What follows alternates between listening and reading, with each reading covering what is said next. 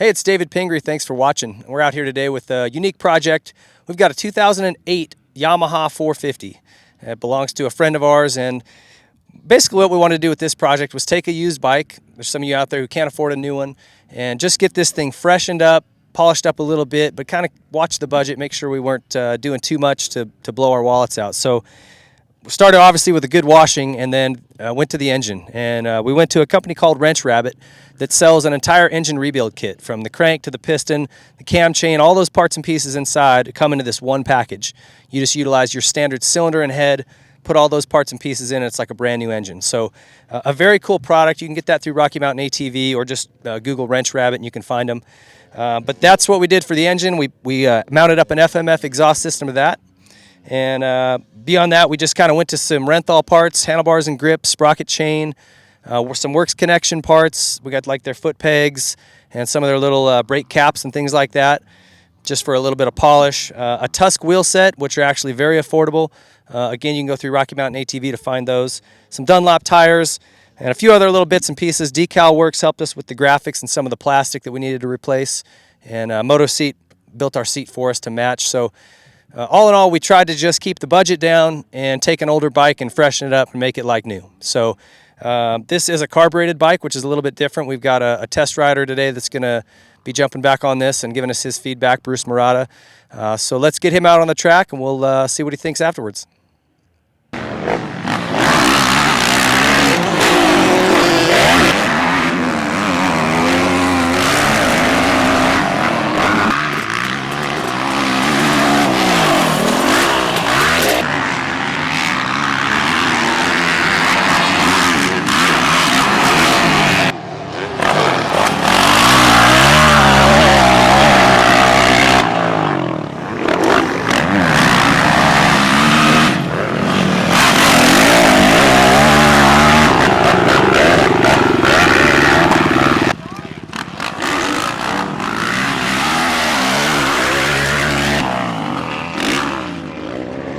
We caught up with Brucey when he jumped off the track here, got some time on this YZ450 rebuild.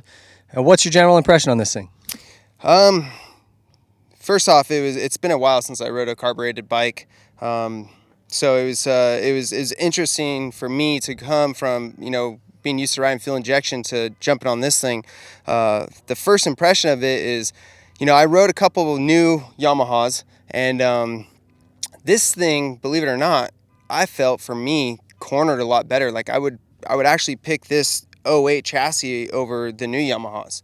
No disrespect with Yamaha or anything, but that was just how I felt on the bike. Now riding with the carburetor, it it was a little sketchy for me. On top, it was kind of popping a little bit, so I really lost confidence on jumping some things, and it made me remember, what riding a carburetor bike does to your confidence. So I think a lot of people forget that nowadays and take it for granted what fuel injection does with their confidence level with riding. Yeah, other than that, the bike was a lot of fun. I cornered well on it. I felt comfortable on it. Just the only thing that I didn't like was the pop that it had on top. It sounds like they've got some jetting issues to clear up, obviously, and I remember well days of having a bike that was bogging or popping, and it'll mess with your head. It's really tough to go out and charge through rhythm lanes or jumps when a thing's not doing, or you don't know what it's going to do.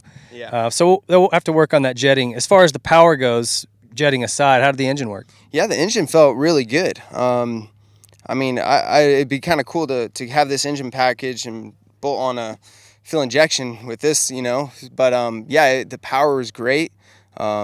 You think the horsepower is comparable to a modern bike?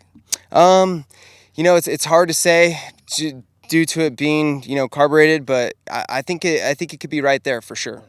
And how about the response? Again, we've all gotten spoiled with that instant fuel injection throttle response. How was the carburetor on that? Yeah, it definitely doesn't have the throttle response as fuel injection. It wasn't bad, but it wasn't obviously fuel injection. You got to really be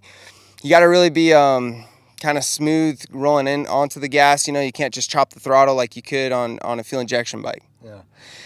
Cool. Well, it sounds like a couple little jetting issues to dial in on this thing, but overall they've done a good job rebuilding it, taking an 08 bike, and for pretty small number of dollars, turn it into a cool bike that works well and apparently handles really well. So interesting thoughts. Thank you for coming out, Bruce. I appreciate it. Thanks to all our partners involved in this build, Jay Clark and all his partners. Thanks for watching.